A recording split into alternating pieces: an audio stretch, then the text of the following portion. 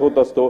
त्यामुळे राज्य सरकारने याच्याकडे कुठेतरी लक्ष दिलं पाहिजे। गुजरातचे नेते गुजरातसाठी प्रयत्न करते, पण महाराष्ट्राच्या नेत्यांनी गुजरातचा विचार न करता महाराष्ट्राच्या बाबतीत विचार करण्याची खरं तर अध्यक्ष महोदय जरूरत आहे।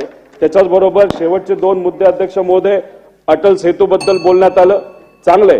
काँग्रेस राष्ट्रवादीच्या काळामध्ये ही प्रक्रिया सुरू झाली, दुसरं सरकार आलं, त्यांनी याला ताकद दिली आणि हीच खरं तर विचारसरणी राज्यकर्त्यांच्या मनामध्ये असावी, विकास कुठलाही थांबू नये। पण अध्यक्ष महोदय, इथं आपण जर बघितलं 4 चाकी वाहनांना 250 रुपये लावले जातात, म्हणजे महिन्याला 12,000 रुपये आणि वर्षाला 1.5 लाख रुपये।